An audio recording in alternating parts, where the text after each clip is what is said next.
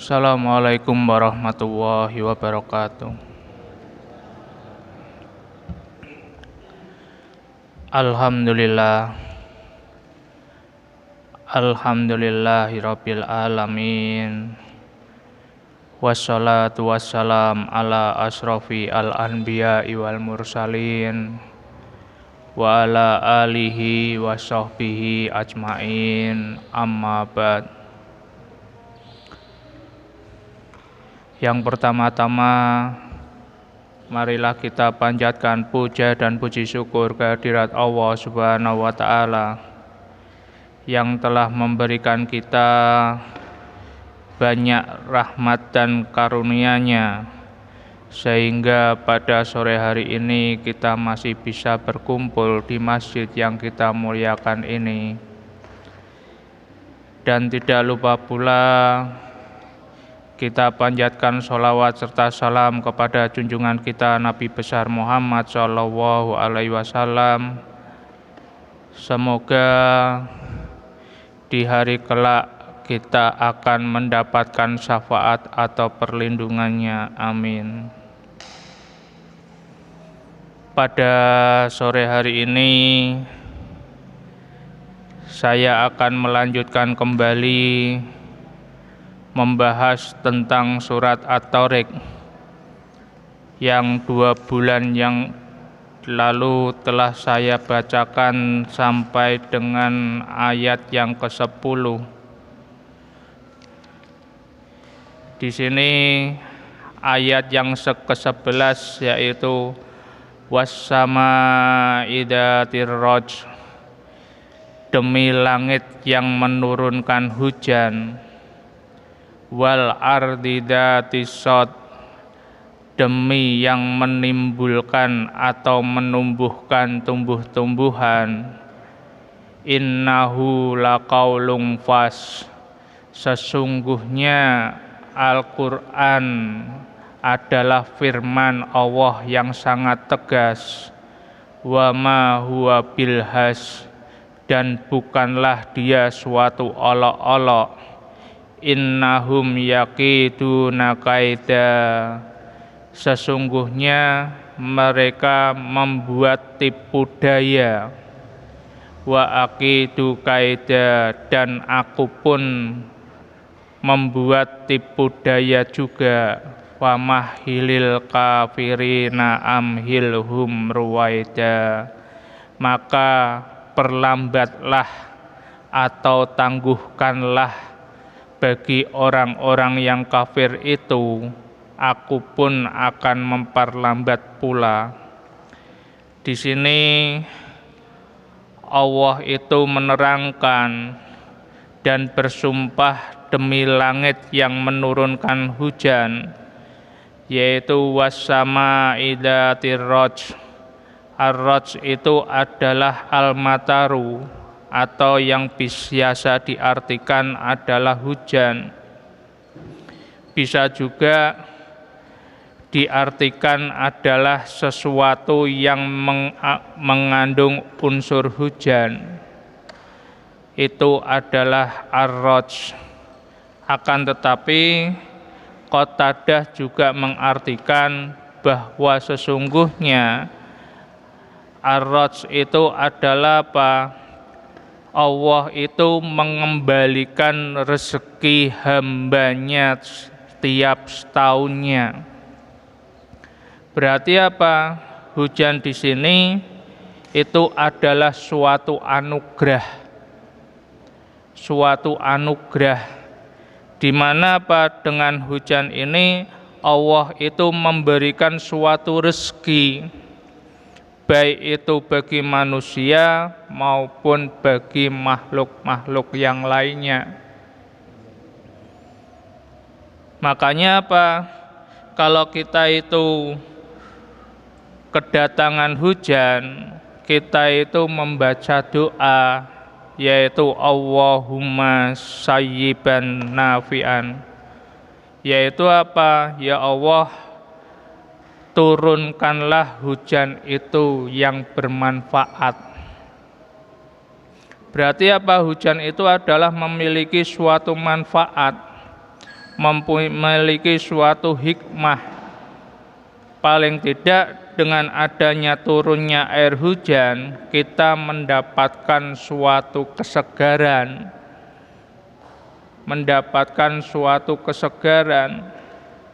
Karena apa? Dengan air hujan itu Allah itu menumbuhkan yang bermanfaat bagi manusia.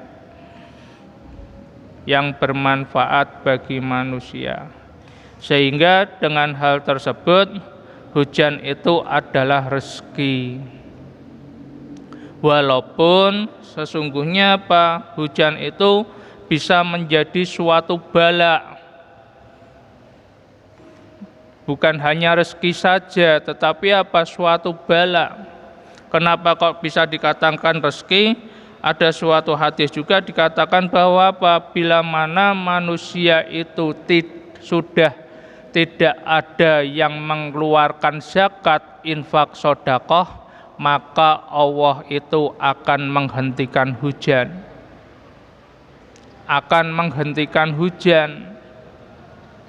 Misalkan kita itu selama ini itu mengalami suatu kemarau yang sangat panjang, atau sampai dengan sumur kita itu sampai nggak ada airnya. Itu berarti apa? Kita bisa introspeksi diri. Mungkin banyak umat Islam yang sudah tidak mau melakukan zakat, infak maupun sedekah. Karena sesuatu yang kita lakukan, Allah itu akan membalasnya. Akan tetapi hujan itu bisa menjadi suatu bala. Karena apa? Pola tingkah atau perbuatan manusia itu sendiri. Pola tingkahnya yang sesungguhnya harus dijaga, sesungguhnya harus dilestarikan, oleh manusia itu dirusak. Sehingga mungkin suatu saat ketika Allah itu menurunkan hujan, maka akan terjadi banjir dan sebagainya. Itu bisa menjadi suatu ujian atau cobaan, bahkan menjadi sebuah bala. Sehingga dengan hal tersebut kita harus berhati-hati. Kita harus selalu introspeksi diri. Karena tanpa air semua makhluk hidup itu akan hancur. Karena apa? Katanya Qatadah itu mengatakan yang mengembalikan rezeki hamba tiap tahunnya, seandainya tidak ada hujan, maka semua yang ada atau kehidupan di muka bumi ini akan hancur. Misalkan nggak ada hujan, tanaman nggak akan tumbuh, pari nggak akan tumbuh, kemudian hewan nggak ada minuman, semuanya itu akan mati dan sebagainya. Itu berarti apa? Hujan itu adalah suatu manfaat dan rezeki buat makhluk hidup, terutama bagi manusia. Kemudian dikatakan wal ardi dzatis shad, demi bumi yang menumbuhkan atau menimbulkan tumbuh-tumbuhan. Sehingga di sini dikatakan demi bumi, Allah itu bersumpah dengan apa yang Ia ciptakan, yaitu bumi yang menumbuhkan semua tumbuh-tumbuhan yang bermanfaat bagi manusia, baik itu sayuran, baik itu buah-buahan, atau sesuatu yang menjadi bahan pokok atau makanan pokok bagi manusia. Itu semuanya ditumbuhkan oleh Allah Ta'ala dari bumi ini. Sehingga Ibnu Abbas mengatakan bahwa bisa diartikan yaitu apa? Bumi yang mempunyai tumbuh-tumbuhan. Atau juga apa? Bukhari juga mengatakan bahwa turun hujan dan tumbuh-tumbuhan itu seperti tumbuhnya seperti orang yang mengerti agama. Berarti apa? Turunnya hujan dan tumbuh-tumbuhan itu seperti orang yang mengerti agama. Karena apa? Orang yang mendapatkan hidayah dari Allah Ta'ala kemudian tertanam kepada hati mereka, kemudian manusia tersebut atau orang tersebut akan mudah melakukan amal soleh, akan mudah untuk melakukan amal soleh. Bisa ditafsirkan seperti itu. Berarti adanya turun hujan dan tumbuhnya tumbuh-tumbuhan seperti orang yang mengerti agama, mau memahami, mau menerima hidayah dari Allah Ta'ala. Oh, saya belum punya diberikan hidayah oleh Allah. Semua makhluk hidup, kemudian terutama manusia, itu sudah diberi hidayah oleh Allah Ta'ala. Al-Quran, kemudian Al-Hadis, itu adalah hidayah. Kalau kita itu mau memahami, mau mengerti, kemudian mau melakukannya, itu akan lebih bermanfaat bagi kita, akan menuntun kita itu apa? Menjadi manusia yang baik.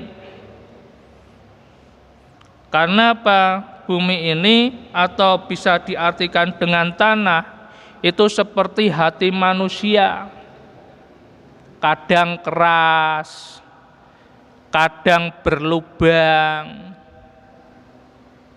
bahkan apa? Kadang subur. Kalau tanah keras, nggak bisa namanya ditanam. Atau yang disebut cadas, tanah cadas, yang nggak bisa ditanam oleh tumbuh-tumbuhan sama sekali. Begitu pula manusia, bila mana mempunyai hati yang keras, apalagi hatinya sudah tertutup, maka apa? Hidayah dari Allah Ta'ala yang difirmankannya, yang diatur oleh Allah Ta'ala untuk kehidupan manusia, itu mereka itu tidak akan melakukannya. Karena apa? Kerasnya hatinya manusia itu akan lebih keras daripada batu. Batu yang sangat besar, batu yang sangat keras, bila mana ditetesi air setetes demi setetes, batu itu akan berlubang. Tapi kalau manusia, kalau hatinya sudah keras dan tertutup,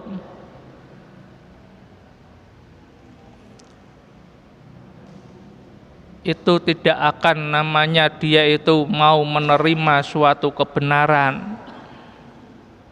Kemudian apa? Hatinya mungkin berlubang. Hatinya berlubang di sini itu berarti apa?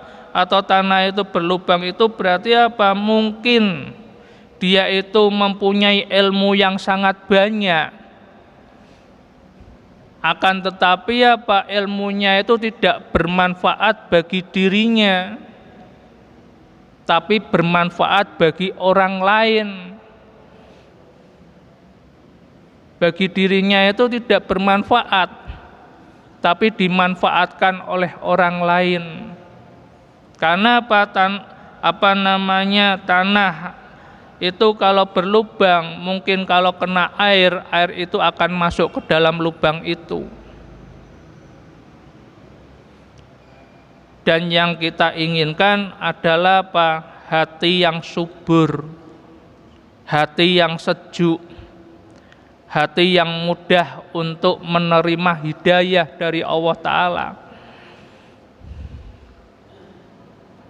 mungkin lewat firman-firmannya, mungkin lewat suatu majelis taklim yang tadinya kita itu tidak mengerti, kita itu menjadi mengerti.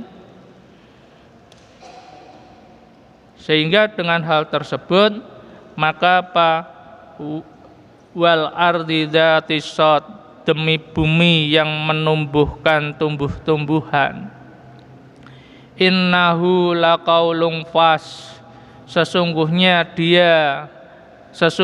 Al-Quran adalah firman Allah yang sangat tegas.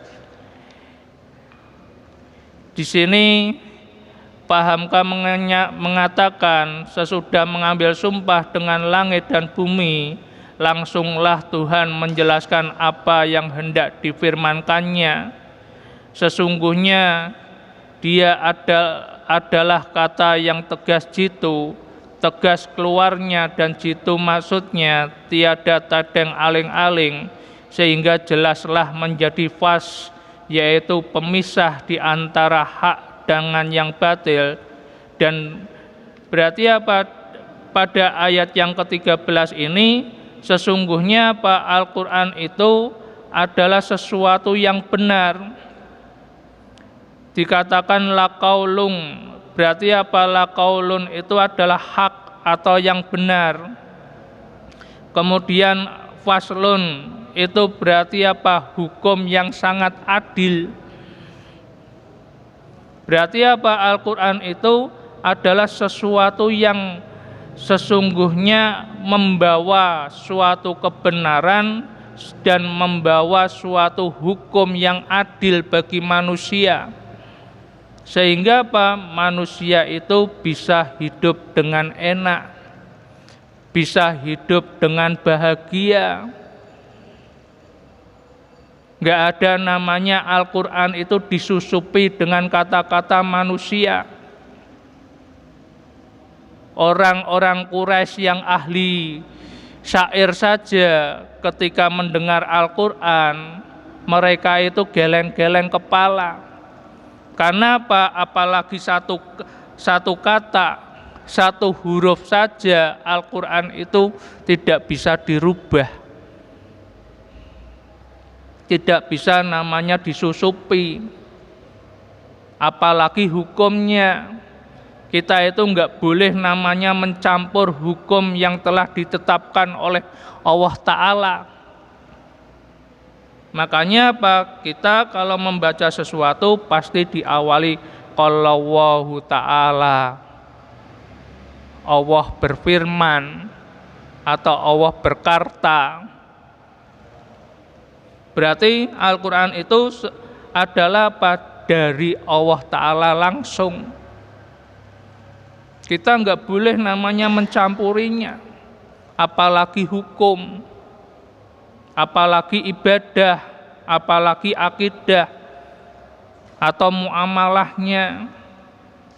Kita mau mencampur ibadah kita, antara sunnah dan bid'ah kita campur, atau kita mau mencampur akidah kita antara syirik dengan tauhid, bahkan kita mencampur tentang muamalah kita, yaitu tentang maksiat dan taat kita,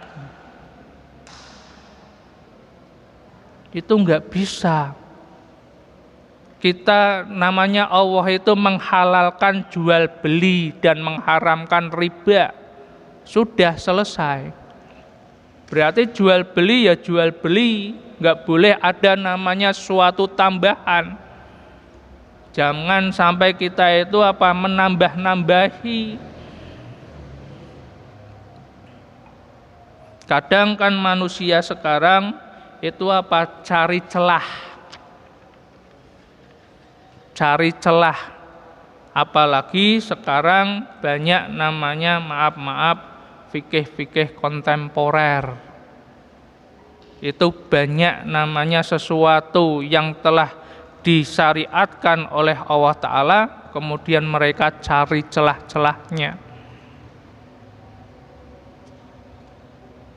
Riba itu adalah suatu tambahan, nggak bisa namanya diubah-ubah lagi. Sehingga dengan hal tersebut Allah itu mengatakan bahwa Al-Quran itu benar. Benar itu berarti apa? Benar dan baik. Baik itu sebelum atau sedang maupun sesudah terjadinya sesuatu. Sebelum terjadi, sedang terjadi, atau sesudah terjadinya sesuatu, kalau kita itu mengikuti dengan aturan Allah yang difirmankan dalam Al-Quran, maka hidup kita itu akan tenang-tenang saja. Ada namanya hukum hudud, ada namanya diat.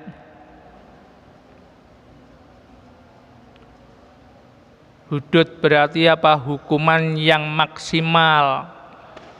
Misalkan orang yang melakukan zina, dia itu sudah pernah menikah, maka hukumannya adalah rajam.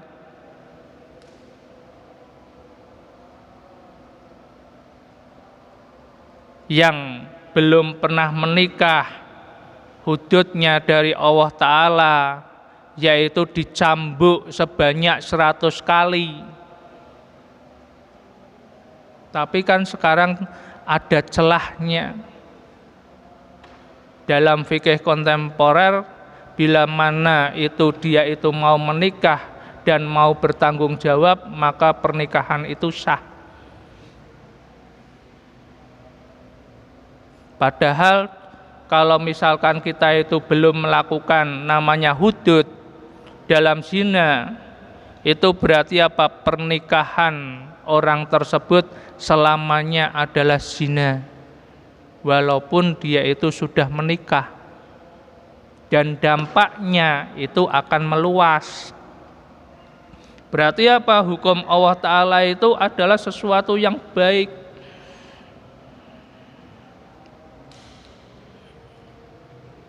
Orang yang mencuri sebanyak 85 gram atau sesuatu yang dicuri itu adalah untuk mencari maisah atau penghidupan. Misalkan motor itu satu-satunya untuk mencari hidup, mungkin untuk bekerja atau untuk jualan, ternyata dicuri oleh orang. Walaupun itu nilainya tidak sampai 85 gram, itu adalah hukumnya adalah potong tangan. Kalau misalkan ada orang mencuri, kemudian potong tangan, kemudian tangannya setelah itu diletakkan di depan gang atau gapura desa, saya yakin motor kita di depan nggak ada yang mencuri lagi, akan aman. Berarti apa? Al-Quran itu baik sebelum, baik sedang terjadi, ataupun sesudah terjadi sesuatu. Kemudian apa? Wama huwa bilhas, sesungguhnya apa? Dan bukanlah dia itu suatu olok-olok. Berarti di sini ayat yang ke-14, yaitu apa? Pak Hamka mengatakan dan bukanlah dia suatu olok-olok. Itulah kata Al-Quran, tegas dan jitu, sehingga bila ketuk palunya telah kedengaran tidak ada suara lain lagi. Sebab itu kata putus yang tidak berolok-olok, tidaklah dia kata yang tidak jelas ujung pangkalnya.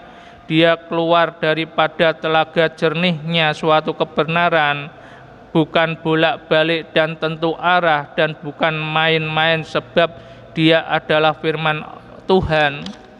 Berarti apa? Al-Quran itu bukan untuk main-main saja. Misalkan kita itu melakukan suatu kemaksiatan, kemudian sudah ada konon jinayahnya, misalkan termasuk dalam hudud. Hudud itu berarti apa? Taubatan nasuha kita. Kalau kita itu tidak melakukan apa yang telah ditetapkan oleh Allah Ta'ala, maka kita itu akan mendapatkan sanksi yang lebih pedih lagi.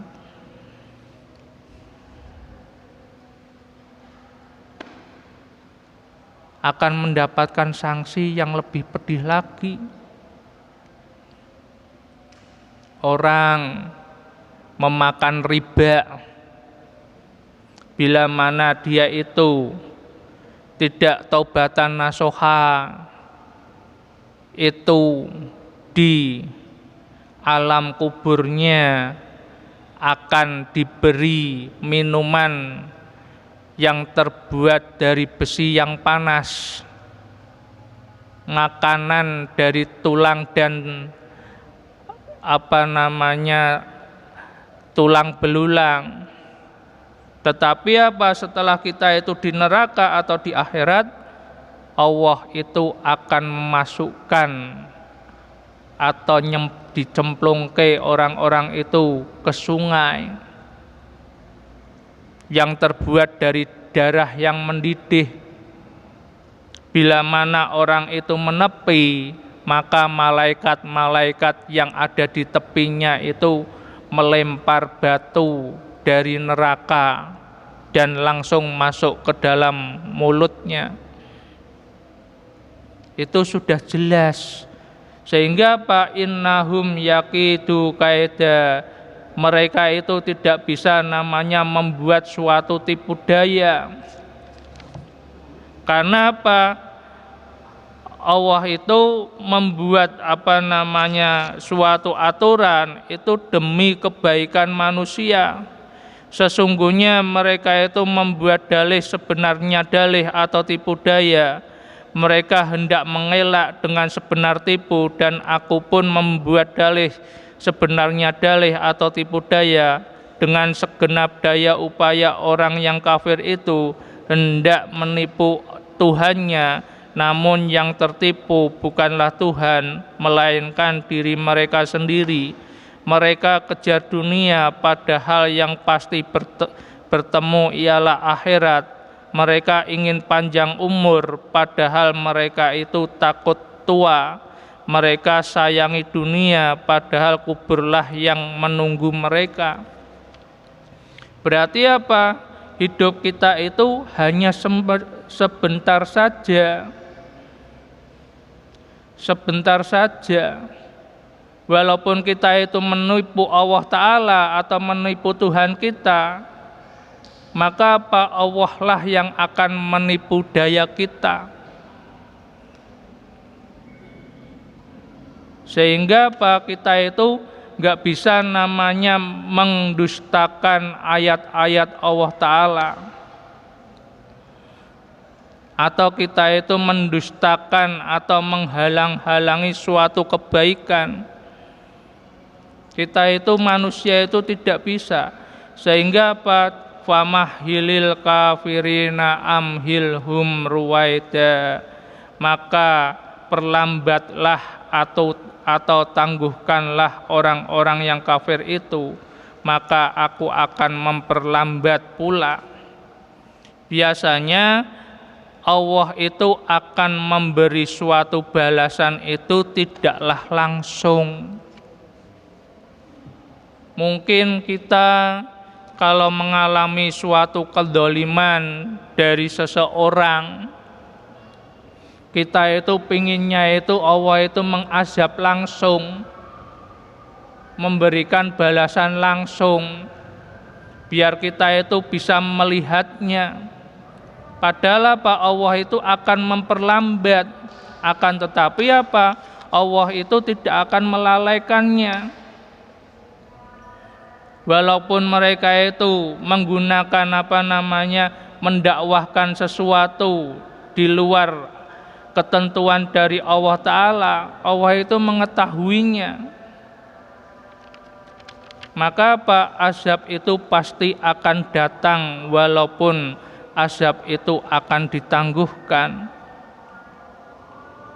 Makanya di sini dikatakan, lambatkanlah pembalasan atau azab ini pun salah satu tipuan Allah tipuan Tuhan, aku pun memperlambatnya pula. Mereka sangka perlambatan itu akan lama, padahal hanya sebentar, karena akhirnya hanya akan berdiri juga di hadapan Allah untuk memperhitungkan kelalaian yang telah dilakukan di kala hidup.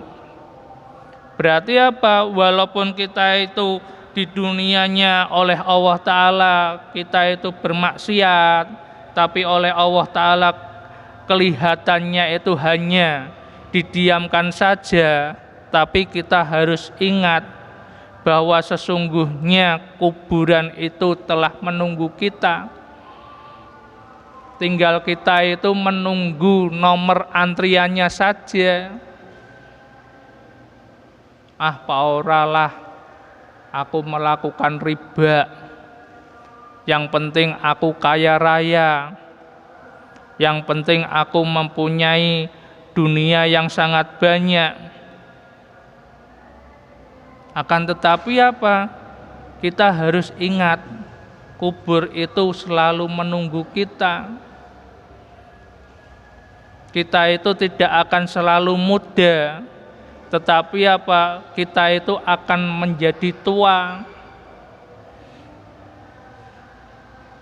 Itu yang selalu kita ingat. Makanya apa? Dalam surat Luqman ayat 24 dikatakan, kami biarkan mereka itu bersenang-senang sebentar.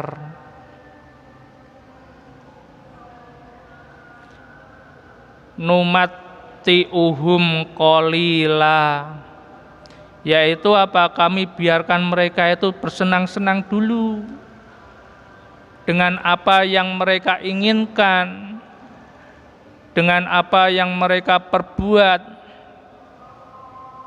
dengan apa yang telah mereka campur adukkan. Itu kita itu apa? Dibiarkan dulu, bersenang-senanglah. Akan tetapi apa? Summa nadzaruhum ila adzabin ghalid, yaitu apa? Kemudian kami paksa mereka masuk ke dalam siksa yang keras. Siksa yang keras itu berarti apa? Ya nanti kalau kita itu sudah meninggal dunia. Siksa yang pertama adalah siksa kubur. Siksa kubur. Setelah itu apa? Siksa namanya di padang mahsyar. Di padang mahsyar itu siksaan, iya siksaan. Karena matahari hanya sejengkal saja dengan kepala kita. Dan kita itu berdiri bertahun-tahun, mungkin sampai jutaan tahun. Kalau kita itu enggak punya namanya amal baik, siapa yang akan menolong kita? Kalau kita itu ingin diringankan oleh Allah Ta'ala pada di padang mahsyar, yaitu apa? Bila mana kita mendengar nama Rasulullah, kita membaca sholawat. Kemudian apa? Kita itu menyempurnakan air wudhu kita.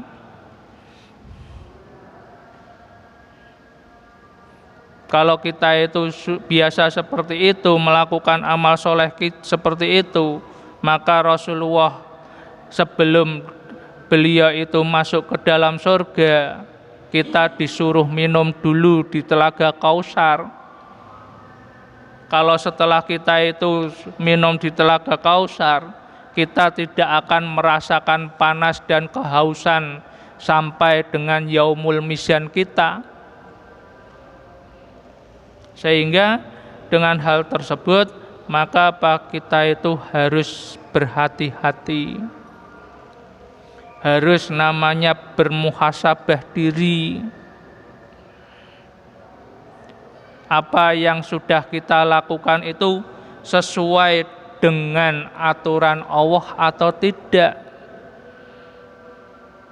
apakah di situ itu kita menyampurkan sesuatu hal? Karena apa? Kebanyakan itu yang membuat tipu daya dari orang-orang kafir atau orang-orang fasik itu apa? Yaitu dengan dakwahnya. Dengan dakwahnya. Makanya apa? Mereka itu seringkali mendustakan dan menghalang-halangi sabilillah. Kemudian apa? Yukadibu yakiduna bi ayatillah, yaitu apa? Mereka itu mendustakan ayat-ayat Allah Ta'ala. Kalau kita itu biasa mendustakan ayat-ayat Allah Ta'ala, kemudian kita itu mendustakan atau menghalangi sesuatu yang diaturkan oleh Allah Ta'ala, maka bersiap-siaplah, Allah akan memberikan sesuatu balasan yang sangat keras, yaitu apa? Adzabin ghalid, yaitu siksa yang sangat keras. Walaupun mungkin Allah itu numati'uhum qalila, membiarkan kita itu untuk bersenang-senang dulu. Ini saja yang bisa saya sampaikan pada sore hari ini, sehingga surat At-Thariq sudah selesai, dan saya mohon maaf bila mana ada perkataan yang kurang pantas atau belum bisa dipahami, keterangan yang belum bisa dipahami, mungkin karena masih kebodohan saya. Marilah kita tutup bersama-sama belajar kita pada sore hari ini dengan berdoa bismillahirrahmanirrahim. Subhanakallahumma wa bihamdika asyhadu alla ilaha illa anta astaghfiruka wa atubu ilaih. Assalamualaikum warahmatullahi wabarakatuh.